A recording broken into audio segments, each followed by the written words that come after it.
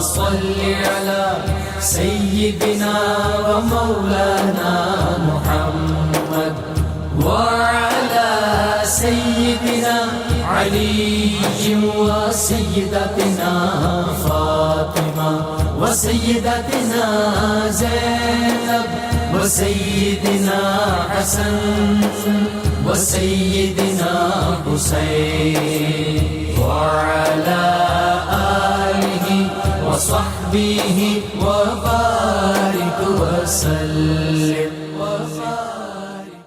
اللهم صل على سيدنا ومولانا محمد صاحب التاج والمعراج والبراق والعلم دافع البلاء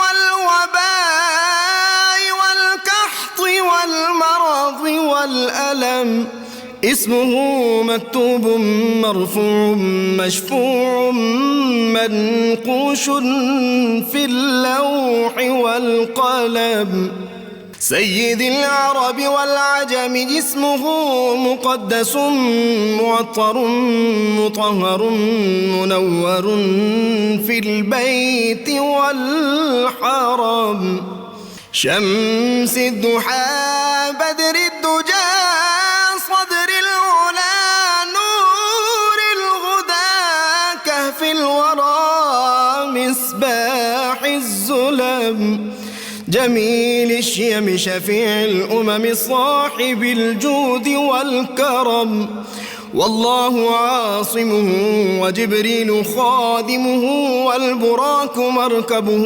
والمعراج سفره وفوق سدرة المنتهى مقامه وقاب قوسين مطلوبه والمطلوب مقصوده والمقصود موجود سيد المرسلين خاتم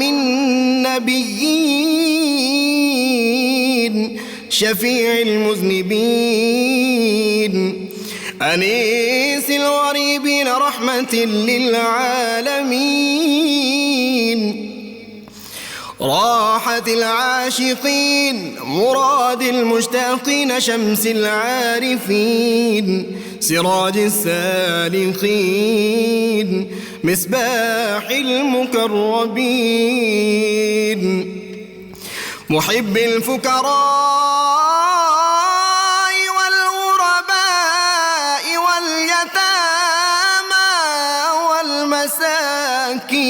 والمساكين سيد الثقلين نبي الحرمين إمام القبلتين وسيلتنا في الدارين صاحب قاب قوسين محبوب رب المشرقين ورب المغربين جد الحسن والحسين مولانا ومولى الثقلين سيدنا أبي القاسم محمد بن عبد الله نور من نور الله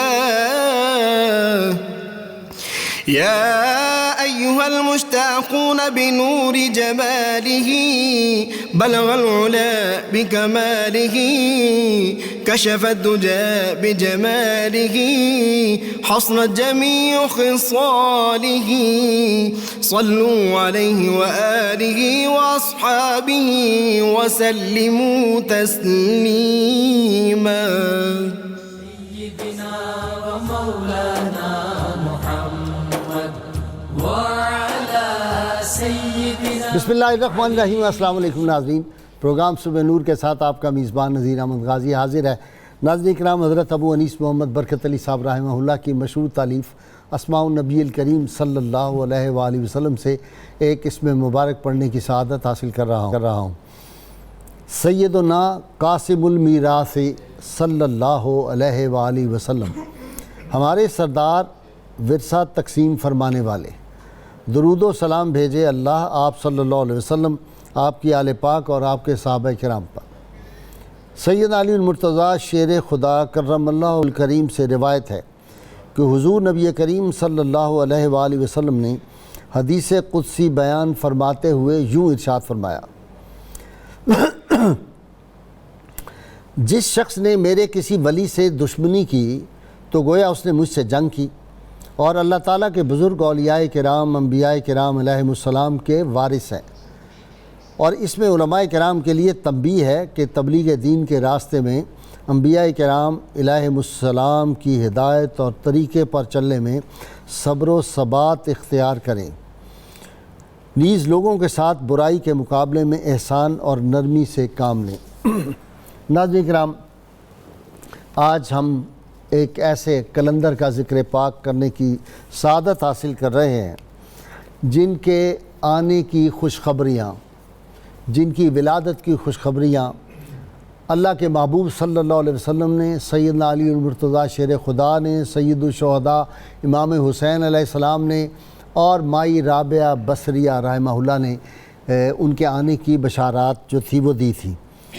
6 اور 7ویں صدی ہجری آذربائیجان کے ایک قصبہ میں جن کی ولادت پاک ہوئی، اور پھر اللہ تعالیٰ نے ان کو علوم معرفت کے جو تھے وہ کلزم عطا کر دیے، اور یہ وہ ان خوش نصیب لوگوں میں سے ہیں جن کو جو صحبتیں میسر آئیں ہم عصر بزرگوں کی، ان میں سے بھی ایک یوں کہیں کہ وہ 14ویں رات کے چاند تھے، علم کے ماہتاب تھے۔ ان ہستیوں میں حضرت بابا فرید الدین گنج شکر، حضرت بہاؤالدین زکریا ملتانی، حضرت مخدوم جہانیہ جہاں گشت اور حضرت سرخ پوش بخاری اور حضرت بو علی شاہ قلندر رحمۃ اللہ علیہ جیسی ہستیاں شامل ہیں۔ مختلف ممالک میں سیر و سیاحت کی، سیدنا امام موسیٰ کاظم علیہ السلام کے مزار پاک پہ حاضری تھی، ان سے فیوز و برکات حاصل کیے، اور امام رضا علیہ السلام کے ساتھ تو آپ کو ایک عشق کی حد تک لگاؤ تھا، اور امام رضا علیہ السلام جو تھے انہی کی ہدایت پر آپ بر صغیر میں تشریف لے آئے۔ روضہ سیدنا عبد القادر جیلانی پر چلہ کشی کی، حضرت خواجہ معین الدین چشتی اجمیری کے مزار پاک پہ چلہ کشی کی، فیوز و برکات حاصل کیے، اور جب بو علی شاہ قلندر پانی پتی رحمۃ اللہ علیہ کی بارگاہ عالی میں پہنچے تو انہوں نے فرمایا کہ یہاں تو بہت قلندر ہیں اور تم چلے جاؤ، اور سندھ کی سرزمین جو ہے اس کو جن کے علوم معرفت نے فیضیاب کیا ہے ان میں صرف محمد بن قاسم ہی نہیں تھے، ان میں شاہ عبداللطیف بھٹائی نہیں ہے، پیر پگارا ہی نہیں ہے، یہ بھی ایک بہت بڑی، اور حضرت عبداللہ شاہ غازی رحمۃ اللہ علیہ جیسی ہستیاں تھیں۔ وہاں پر یہ ہستی جو ہے حضرت لال سخی شہباز قلندر رحمۃ اللہ علیہ بھی شامل ہیں۔ ناظرین کرام، شہباز تو ان کو لقب کئی بارگاہوں سے عطا ہوا، سید الشہداء امام حسین امام علی مقام علیہ السلام نے بھی ان کو شہباز کہا، امام رضا علیہ السلام نے شہباز کہا، بو علی شاہ قلندر پانی پتی رحمۃ اللہ نے شہباز کہا، اور پھر اللہ تعالیٰ نے ان کو طیل عرض جو تھی وہ عطا کی ہوئی تھی۔ سب بزرگ موجود تھے تو یکدم کہنے لگے میں کسی کام سے جا رہا ہوں۔ حضرت بابا فرید الدین گنج شکر موجود تھے، بہاؤالدین زکریا ملتانی موجود تھے، حضرت جہانیہ جہاں گشت موجود تھے، کہنے لگے میں ابھی حاضر ہوتا ہوں۔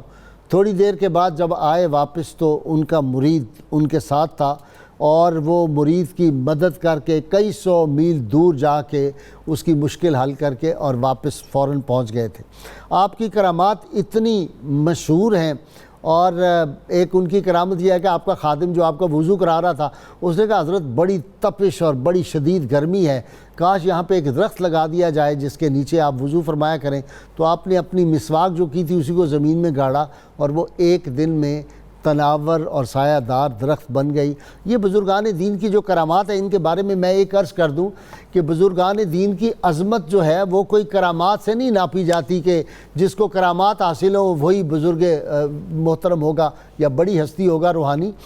حضرت خواجہ جو نظام پاک خواجہ نظام الدین محبوب الہی رحمۃ اللہ نے فرمایا صوفیاء کے اور تصوف کے اولیاء کے 100 درجات ہیں، جن میں سے ارشاد فرمایا 17واں کرامت ہے، 17th درجہ جو ہے وہ کرامت کا ہے، اور فرمایا کرتے تھے کہ اولیاء کاملین کے لیے یہ جو کرامات ہیں یہ راستے کے کھلونے ہیں، یہ بھول بھلائیاں ہوتے ہیں، جو آدمی اسی میں بھول جاتا ہے پھر وہ اگلے درجات تک نہیں پہنچتا، اس لیے یہ جو کامل اولیاء کرام ہوتے ہیں۔ اور پھر میں عرض کروں حضرت لال شہباز قلندر رحمۃ اللہ حنفی، اور آپ کا تعلق اہل سنت والجماعت کے عقائد سے تھا، اور اس پہ بڑی آپ کی کتابیں ہیں، اور سنت پہ اس درجہ ان کا عمل تھا، اور پھر فناف رسول کی منزل پہ تھے۔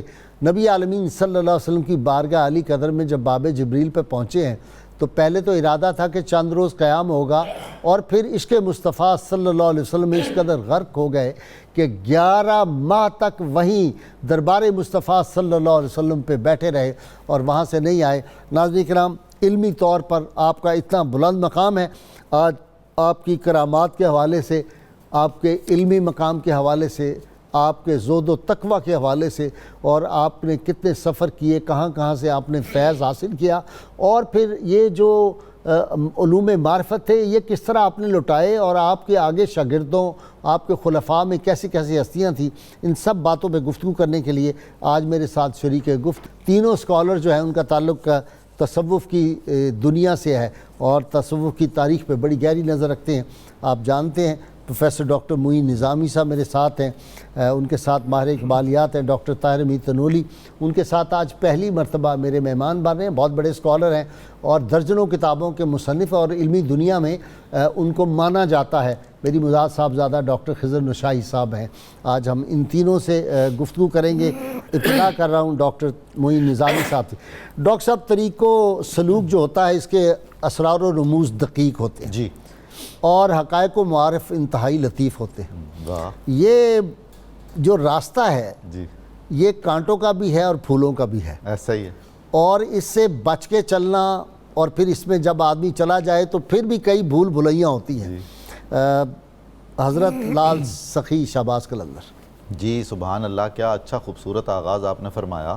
حضرت لال شہباز قلندر، جنہیں سندھ میں بالعموم قلندر لال شہباز کہا جاتا ہے، اچھا، بہت عظیم الشان صوفیاء کرام میں سے ہیں۔ تاریخ تصوف میں آپ کا جو مرتبہ اور مقام ہے اس سے ہٹ کے اگر دیکھا جائے تو سندھ کی تاریخ میں جو تصوف سے دلچسپی ہے اور صوفیاء کرام سے ایک غیر معمولی نیازمندی دیکھی جاتی ہے، خود سندھی ثقافت میں اور سندھیوں کے مزاج میں بہت راسخ ہے یہ کیفیات۔ وہ جن صوفیاء نے وہ بیج بوئے ہیں ان میں سر فہرست آپ کا اس میں گرامی ہے۔ سبحان اللہ۔ حضرت امام جعفر صادق علیہ السلام کی اولاد پاک میں سے تھے۔ آذربائیجان جو ایران کا ایک علاقہ ہے اور اب دو حصوں میں بٹا ہوا ہے، ایک ایران کے پاس ہے اور ایک انڈیپینڈنٹ اسٹیٹ کے طور پر مشہور ہے۔ جی، اس کا بہت مشہور و معروف قصبہ ہے، شہر عظیم الشان اب تو، تبریز۔ اچھا، تبریز کی بھی ایک خاص کیفیت اور خاصیت رہی، تبریزی والا، شمس تبریزی والا۔ اور بر صغیر میں ایک اور عظیم صوفی جو تبریزی سے تشریف لائے تھے، شیخ جلال الدین تبریزی، اچھا، جو حضرت خواجہ قطب الدین بختیار کاکی اور حضرت بہاؤالدین زکریا کے وہ بھی دوست تھے۔ اچھا، ان کا مزار کدھر ہے؟ ان کا مزار غالباً دہلی میں ہے۔ اچھا جی، یہ جو تبریز کے صوفیاء کرام تھے، کہا جاتا تھا کہ تبریز کی 40 گلیاں ہیں، ایک کہاوت ہے، اور ہر گلی میں 40 ولی ہیں۔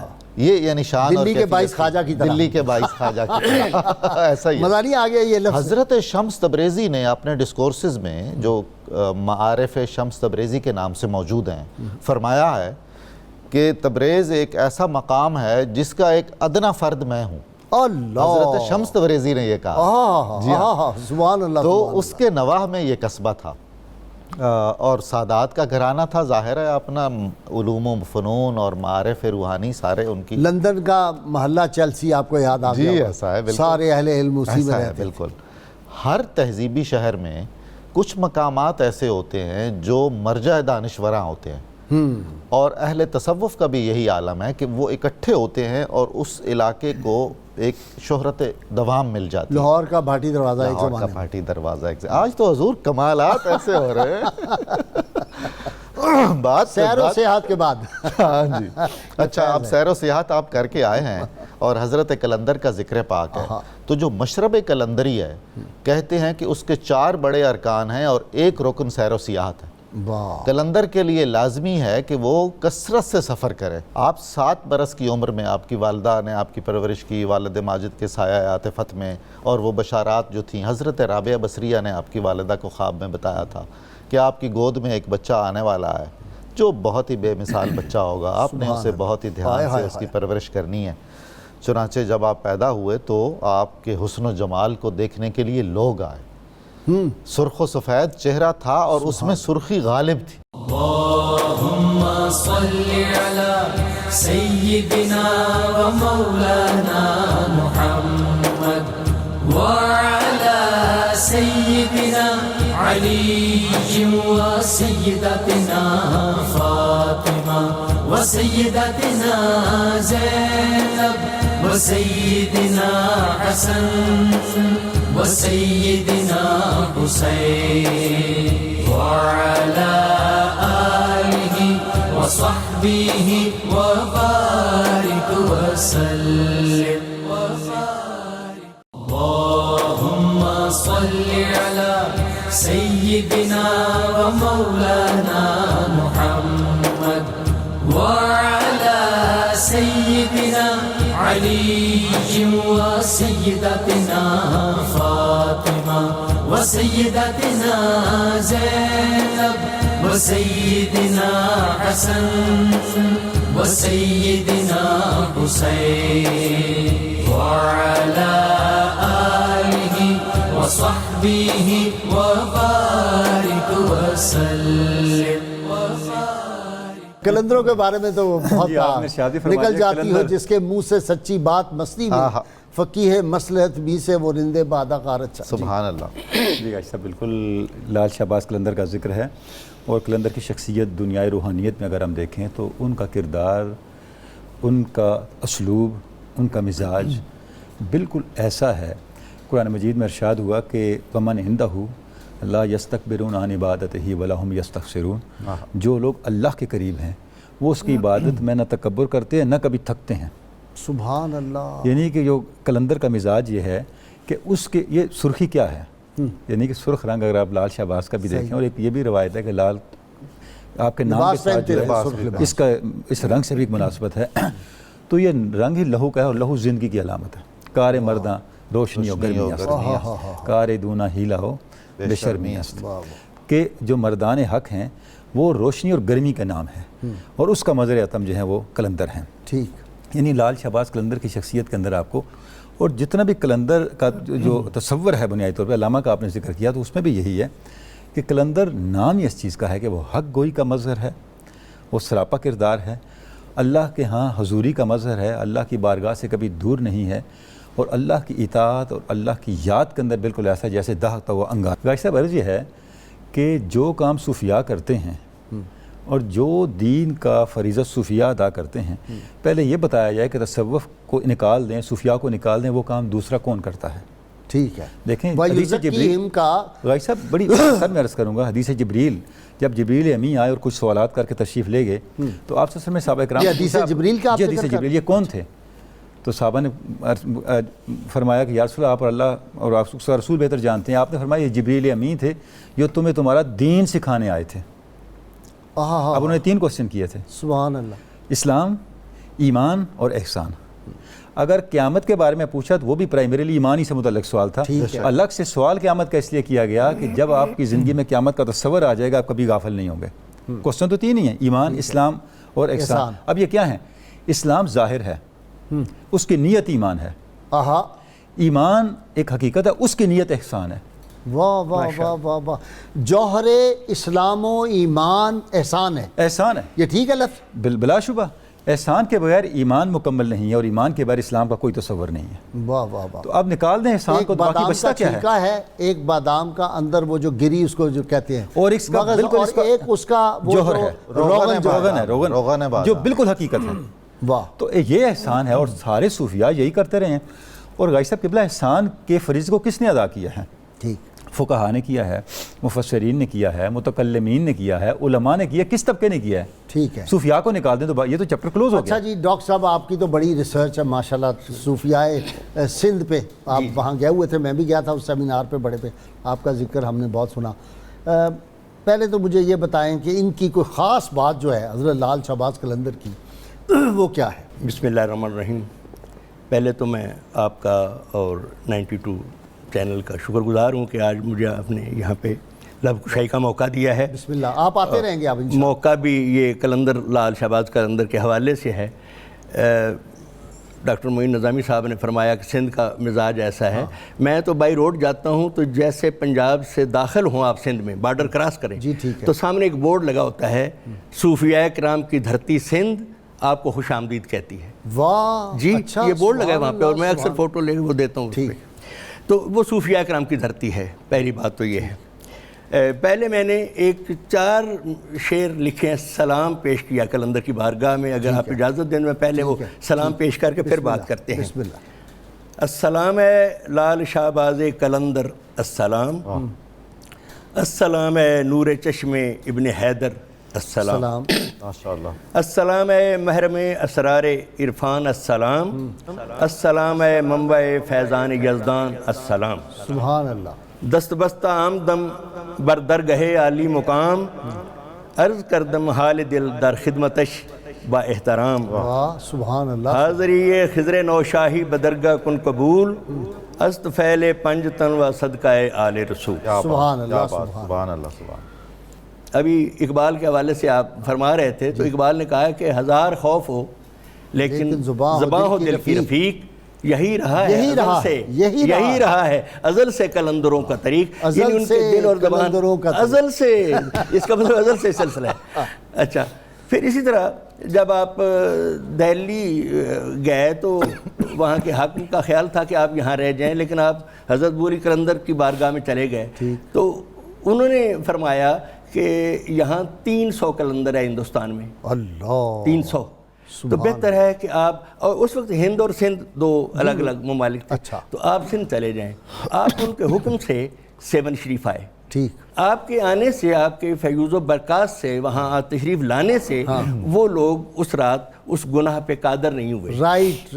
وہ پھر لائٹ ایریا بن گیا. لائٹ ایریا بن گیا. جی رائٹ اور light area. White light. White light ہو گیا. جی.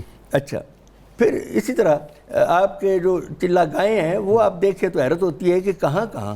آپ نے پہلے شروع میں اچھا فرمایا کہ طے العرض ان کو حاصل تھا.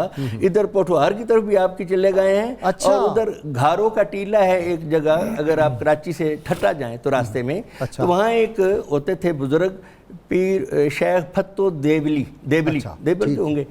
وہ زیر غار وہ نیچے رہتے تھے. ہاں رہتے تھے.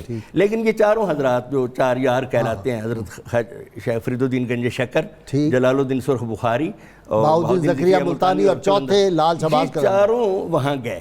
اچھا جب وہاں کھڑے ہوئے تو اندر جو تھے وہ بھی صاحب نظر تھے. وہ پھر پہلی بار باہر آ گئے ان کے ملاقات کے لیے. تو وہ پھر بڑا مشہور واقعہ ہے. تو اس طرح حضور نوشادی گنج بخش رحمۃ اللہ علیہ نے جو قلندر کے اوصاف لکھے ہیں فرماتے ہیں قلندر وہ ہے جو میں اور تو کی قید سے فارغ ہو. ٹھیک ہے. پھر قلندر وہ ہے جو ہر شیشے میں اپنا منہ دیکھتا ہو, اپنا چہرہ دیکھتا ہو. اور قلندر وہ ہے جو لوگوں کے تمسخر سے ناراض نہ ہو. اچھا. اس کو کسی سے کیا غرض جس دل بے نیاز کو شوق نہ ہو عروج کا, خوف نہ ہو زوال کا. بالکل. ہم آقا علیہ الصلوۃ والسلام کی سیرت کا نمایاں پہلو سلام اس پر کہ جس نے گالیاں سن کر دعائیں دی. سلام اس پر کہ جس نے خون کے پیاسوں کو قبائیں دی. سلام اس پر کہ جس نے گالیاں سن کر دعائیں دی. تو مقصد یہ ہے کہ یہ سنت ہے آقا علیہ الصلوۃ والسلام کی. اور قلندر وہ مرد مومن ہے جو اس سنت پہ زیادہ پیروکار ہوتا ہے کہ وہ کچھ بھی لوگ کہتے رہیں اس سے وہ رنجیدہ خاطر نہیں ہوتا. اچھا جی ڈاکٹر صاحب, نئے کوئی اور ہوتی ہے, نئے نواز کوئی اور ہوتا ہے, یہ کیا ہے ذرا سمجھائیں. غازی صاحب یہ جو نئے یعنی بانسری, یہ سارے جو ہے نا تصوف کے رموز, جیسے میں نے کہا کہ اس کے اندر بڑے لطیف معاملات اور لطیف مقامات ہیں. تو یہ لطیف شخصیت ہے نا, تو ڈاکٹر نظامی کے حصے میں ویسے بھی پہلے مشکل سوالات آتے رہتے ہیں. جی ہاں ویسے بھی. اچھا آپ چونکہ محبت کی نظر سے دیکھتے ہیں تو آپ اس طرح سے دیکھتے ہیں.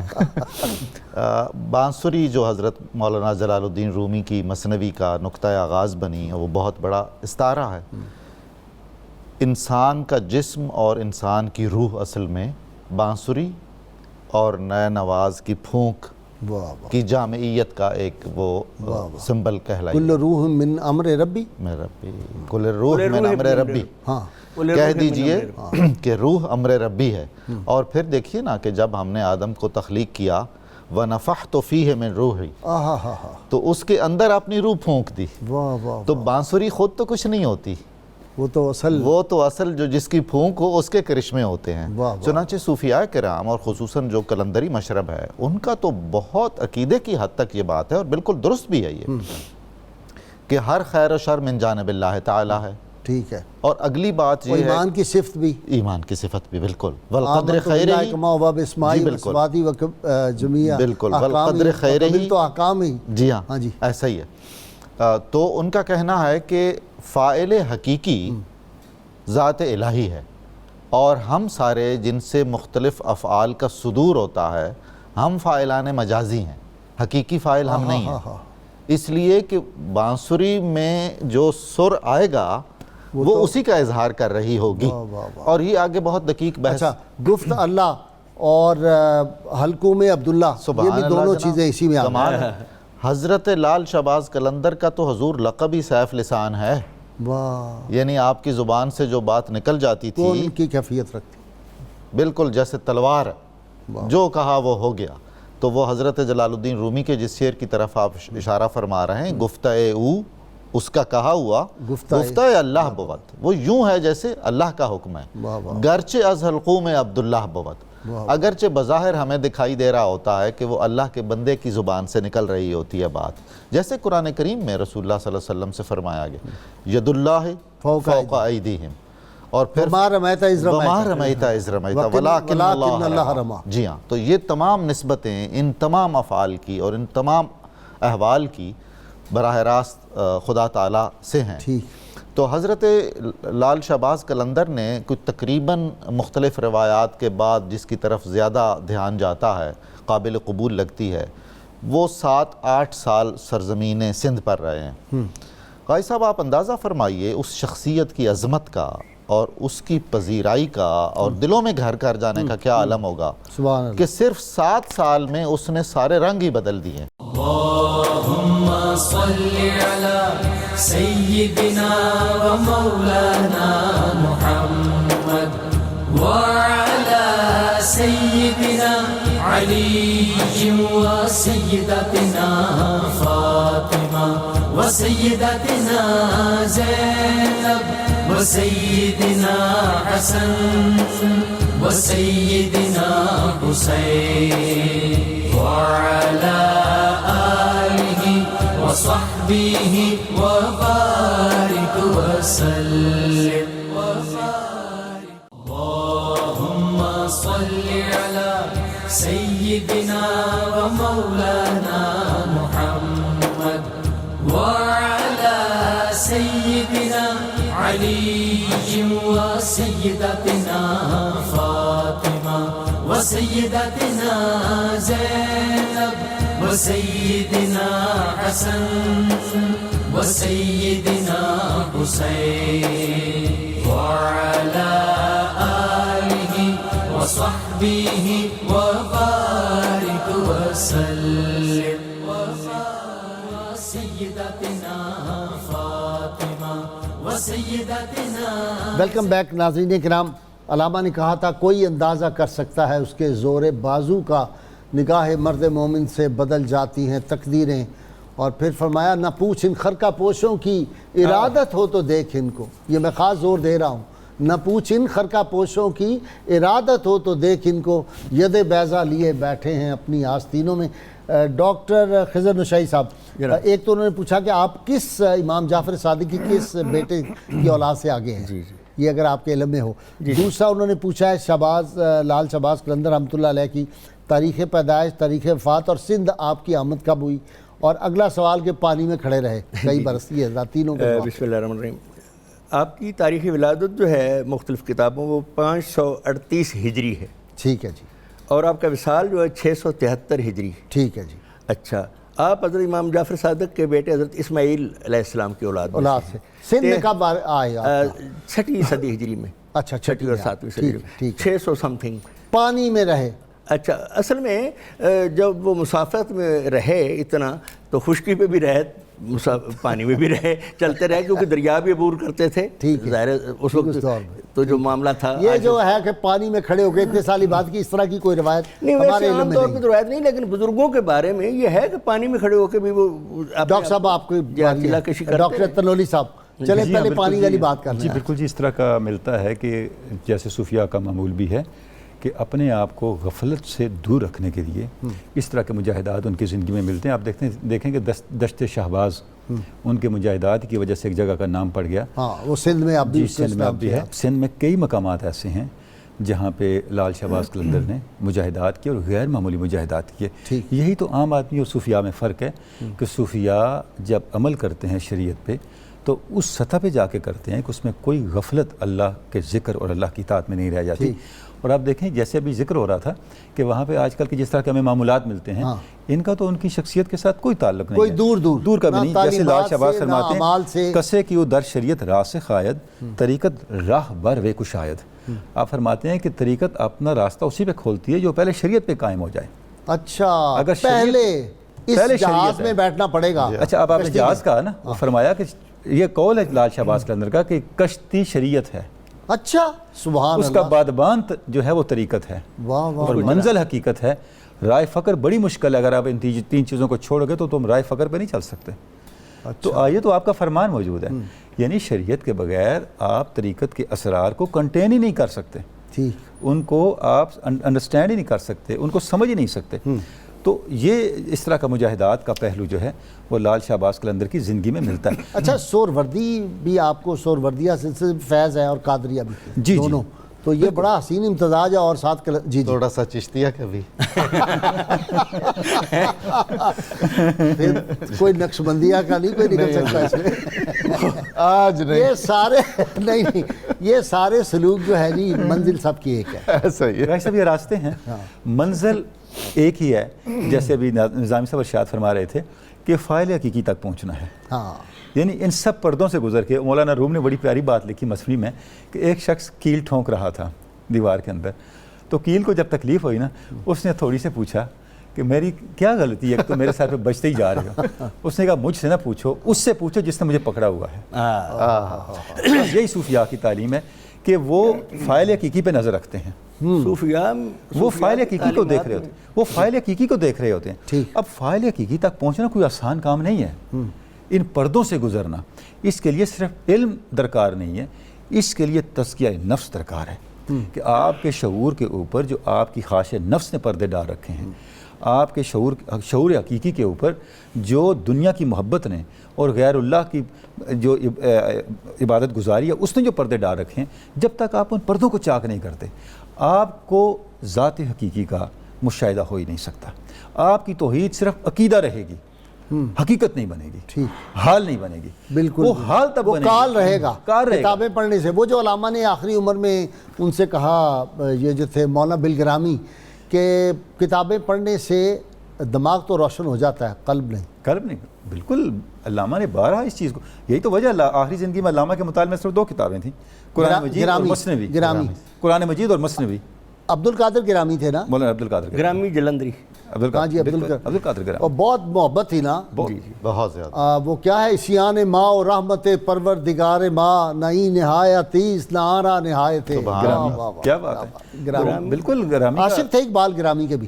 اب بلا شبہ گرامی علامہ کے اتنے گہرے دوست تھے. آپ دیکھیں کہ علامہ اپنے کئی شعری معاملات میں ان سے مشورہ کرتے تھے. کتنے علامہ نے اپنے اشعار میں تبدیلیاں کر دیں گرامی کی مشاورت پہ، ان کے مشورے پہ. اس پہ فخر کرتے گرامی آتے ان کے پاس ٹھہرتے. بھائی وہ کہنا پنجاب یونیورسٹی جب وہ یہاں لاہور میں وہ جلسہ ہوا سینٹ ہال میں، اور اس میں جا کے علامہ کا یہ کہنا کہ لوگوں آج دیکھ لو گرامی کو میں لے کے آیا ہوں، کل کو اپنے آنے والی نسلوں سے کہا ہوگا کہ ہم نے گرامی کو دیکھا. اس سے بڑا کمپلیمنٹ ہو ہی نہیں سکتا. جی ڈاکٹر صاحب آپ کچھ بات کرنے لگے تھے اولیاء کے. میں وہ یہ عرض کرنے لگا تھا کہ 2 ہی مقصد پیش نظر ہوتے ہیں.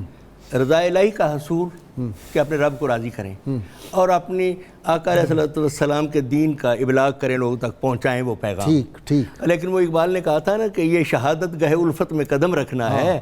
لوگ آسان سمجھتے ہیں مسلمان ہونا. چومی گویم مسلمانم بلرزم کہ دان مشکلات لا رہا. اور میاں محمد بخش نے فرمایا کہ وحدت دے دریا وچ ترنا کم نہیں یار آردہ سہ جہاز ڈبے وچ اگے ورلہ ہی پار اتردا.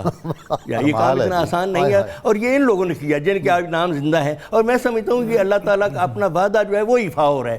اس نے فرمایا ہے فاذکرونی اذکرکم، میرا ذکر کرو میں آپ کا ذکر کروں گا. اللہم صلی علی سیدنا و مولانا محمد وعلی سیدنا علی و سیدتنا فاطمہ و سیدتنا زینب و سیدنا حسن و سیدنا حسین وعلی آلہ و صحبہ و بارک وسلم.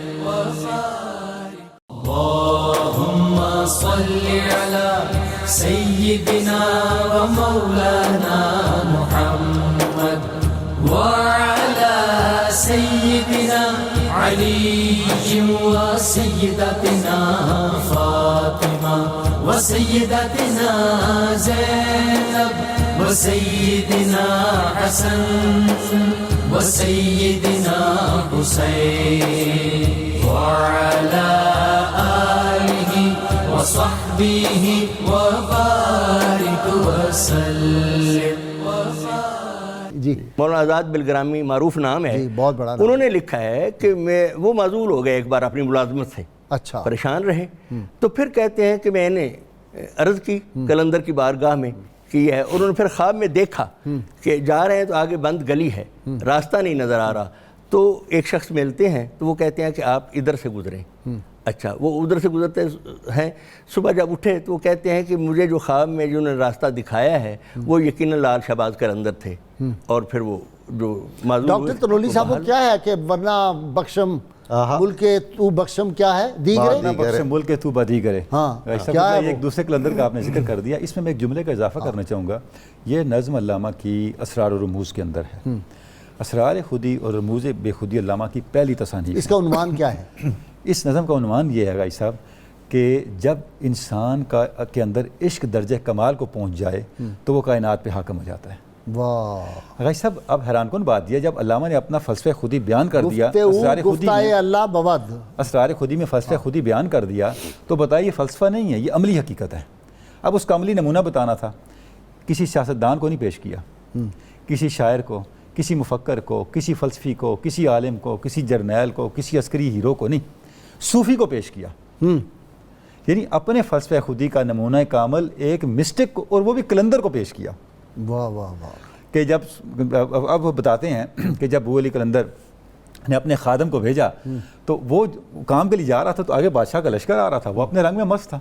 بادشاہ کے جو لشکری تھے انہوں نے دیکھا یہ بادشاہ کے سامنے لشکر کے سامنے جا رہا ہے، انہوں نے اس سے کوئی بیعت بھی کر دی. اس نے کام چھوڑا اور واپس آ گیا. تو حضرت قلندر نے پوچھا کیا ہوا؟ انہوں نے کہا حضور آپ نے مجھے کام کے لیے بھیجا تو اس نے میرا عشیہ شر کیا. آپ نے پیغام بھیجا باز گیر ای عامل بد گوہرے ورنہ بخشم ملک تو بدی. یہ لکھ کے بھیجا تھا، لکھ کے بھیجا کہ تم اسے ہٹا دو ہندوستان کی اپنی اس ملازمت سے، ورنہ میں ہندوستان کا بادشاہ بدلتا ہوں. اب انہوں نے پھر امیر خسرو کو بھیجا راضی کرنے کے لیے. جب امیر خسرو آئے اور بڑے پیار سے بات چیت ہوئی تو اب اس کے بعد جب سارا معاملہ ختم ہو گیا، ان کی سفارش پہ سارا معاملہ نارمل ہو گیا. علامہ کہتے ہیں کہ یہ ساری بات ختم ہونے کے بعد بو علی قلندر نے ایک پیغام دیا بادشاہ کے نام. وہ پیغام کیا تھا؟ وہ پیغام یہ تھا کہ صوفیاء کے دلوں پہ چوٹ نہ لگایا کرو. یہ انگیٹھی میں ہاتھ ڈالنے کے مترادف ہے. صوفیاء کے دل عشق الہی کی انگیٹھی ہوتے ہیں، اس میں ہاتھ نہ ڈالنا، جل جاؤ گے. واہ واہ واہ. یہی بات ہے جی. میں ان کے مزار پہ حضرت خواجہ عبید اللہ احرار کے جب گیا تو وہ گئے کسی آدمی کی مدد کے لیے، غریب کے لیے پاس بادشاہ کے. تو اندر پیغام گیا، اس نے کہا یہ فقیر ہے، ان کا کیا کام ہے ہمارے پاس بادشاہوں کے آنا، جاؤ ان کو اپنا کام کرو، میرے پاس وقت نہیں ہے. آپ نے کہا اچھا وقت نہیں ہے. زمین سے اٹھایا، کوئلہ پڑا ہوا تھا، لکڑی جلی ہوئی کا، اس کا لکھ دیا کہ ہم نے آج بادشاہ کو بدل دیا ہے. سبحان اللہ. مہینہ نہیں گزرا بادشاہ صاحب فارغ ہی نہیں ہوئے, قتل ہو گئے. میں وہ شعر جاتا تو پڑھ دوں. نیش در بر قلب درویشہ مزن دست خیش در آتش سوزاں مزن. درویشوں کے دل پہ نیشتر نہ لگایا کرو, یہ آتش سوزاں ہے, جلتی ہوئی آگ ہے, اس میں ہاتھ نہیں دینا. تو پھر لال شہباز قلندر جی پھر واپس آ جاتے ہیں. غازی صاحب, حضرت لال شہباز قلندر کے حوالے سے ایک پہلو جس پر بہت زیادہ کام نہیں ہوا وہ یہ ہے کہ ان کے علمی کام پہ جی مستند روایتوں میں ہے کہ آپ کو جو فیض قلندری پہنچا ہے وہ جو قلندری سلسلے کے اکابر مشائخ میں سے ایک بزرگ تھے شیخ جمال الدین ساوی, وہ قلندر تھے اور شیخ قلندر کے نام سے وہ ترکی میں اور سنٹرل ایشیا میں اور ایران میں مشہور و معروف ہیں. شام کے مفتی تھے اور پھر وہ مفتیوں کے اور ان معاملات سے ایک طبیعت میں رجوع کیا اور ایک عشق الہی کی ایک کیفیت پیدا ہوئی. تو ان کی بارگاہ میں 1 سال رہے آپ عالم جوانی میں, اور انہی کی ہدایت پر انہوں نے کہا کہ بھئی اب قلندری امانت تو پہنچ گئی آپ تک, اب ضروری ہے کہ آپ طریقت کے اور سلوک کے رستے پر بھی چلیں تاکہ ایک امتزاج ہو جائے بہت خوبصورت اور ایک توازن پیدا ہو جائے. تو حضرت شیخ جمال مجرد ساوی ان کا لقب ہے, وہ بہت اہم شخصیت ہیں, یعنی حضرت لال شہباز قلندر کے. اچھا, حضرت نے بھی کوئی شادی نہیں کی؟ آپ بھی مجرد ہیں. وہ بھی مجرد, بو علی قلندر بھی مجرد. بچ کے رہنا قلندروں. جی قلندروں کا یہی معاملہ ہے. مولا عبدالستار خان نیازی بھی قلندر. جی ہاں. ایم ابراہیم علی چشتی بھی قلندر. بالکل. اچھا غازی صاحب, اگر ان سب کے مزاجوں پر ہم نظر دوڑائیں تو آپ نے جو آغاز گفتگو میں ان کی صفات بیان کی تھیں وہ پورا پیکج ان کے ہاں ہمیں دکھائی دیتا ہے. سرنڈر نہیں ہے, باطل کے سامنے نہیں جھکنا, باطل کے آگے, باطل سے دبنے والے آسمان نہیں ہم 100 بار کر چکا ہے تو امتحان ہمارا. اور پھر جو اقبال نے فرمایا ایام کا مرکب نہیں راکب ہے قلندر, یعنی زمانے کے محاسب ہے قلندر, زمانے کے نیچے لگ کے نہیں چلے گا, اس کے اوپر حاوی ہو کے چلے گا. پھر جو آپ کا لقب شہباز ہے وہ آپ کے روحانی علو مرتبت کی آئینہ داری بھی کرتا ہے, اور شہباز میں دیکھیے نا ایک جھپٹ ہوتی ہے اور لپک ہوتی ہے, اور وہ پرندوں کا سردار ہے. تو جس کا لقب شہباز ہے اس کا مطلب ہے کہ وہ اپنی ولایت اور اپنی اقلیم کا تاجدار ہے. حضرت شیخ عبد القادر جیلانی جن کے سلسلے سے آپ کو 3 واسطوں سے فیض پہنچا ہے, انہوں نے بھی اپنے قصیدے میں میں باز اشہب ہوں فرمایا ہے. بالکل تو یعنی یہ جو شہباز کا سمبل ہے یہ صوفیاء میں بہت معنی خیز ہے, بے سبب نہیں ہے. مردار جو نہیں کھاتا, جی بالکل مردار, کسی کا مارا ہوا بھی نہیں کھاتا. جی اقبال نے بے سبب پرواز بھی نیچے نہیں کرتا, بلند پروازی ہے. بالکل. تو پتھر مارتے رہے لوگ, اس تک پہنچتے ہی نہیں. جی ہاں. تو اقبال نے 20ویں صدی میں سب سے محبوب سمبل شاہین کو بنایا ہے, تو اس کا یہی سبب ہے. تو ہمارا قومی بھی تو یہی ہے نا, یہی نشان ہے پرندہ. جی ہاں. وہ کیا ہے جی کہ کچھ سمجھ کر ہی بنا ہوں موجے دریا کا حریف, ورنہ میں بھی جانتا ہوں عافیت ساحل میں ہے. جی ہاں بالکل ایسا. اگر ہم ہی سرنڈر کر جائیں تو کھڑا کون ہوگا؟ بالکل. یہ پھر آپ یہ دیکھیے کہ اس نوعیت کے صوفیاء جنہوں نے بہرحال فکر میں اور دلوں میں اور سینوں پہ حکمرانی کی ہے اور تبدیلی کی ہے, انہیں 2 قوتوں سے بہت مزاحمت کا سامنا کرنا پڑا. ایک تو نام نہاد صوفیوں اور نام نہاد عالموں نے ان کے خلاف محاذ آرائی کی, ٹھیک, اور ایک مقامی حکمرانوں نے. صحیح. وہ سمجھتے تھے کہ یہ اب ہمارے تخت و تاج کو ہلانے کے لیے اور ہمارے کاروبار کو ٹھپ کرنے کے لیے آ گیا ہے. تو جہاں جہاں بھی بر صغیر میں عظیم الشان صوفیاء آئے ہیں, انہی 2 قوتوں نے ان کی مزاحمت کی. بہت شکریہ ڈاکٹر صاحب آپ کا بھی, ڈاکٹر تلولی آپ کا, ڈاکٹر خضر شاہی آپ کا. ناظرین کرام, کتاب الشفا سے نسخہ جی آدھے سر کے درد کا یہ علاج ہے. اگر کسی کو آدھے سر کا درد ہو تو سورۃ الرعد کی آیت نمبر 16 پڑھ کر دم کر دیں, انشاءاللہ بہت جلد شفا مل جائے گی. حضرت امام محمد غزالی رحمہ اللہ فرماتے ہیں, اے عبادت کے طالب, تجھ پر عبادت میں مشغول ہونے سے قبل اپنے گناہوں سے توبہ کرنا لازم ہے. اللہم صلی علی سیدنا و مولانا محمد وعلی سیدنا علی و سیدتنا فاطمہ و سیدتنا زینب و سیدنا حسن و سیدنا حسین وعلی آلہ وصحبہ وبارک وسلم.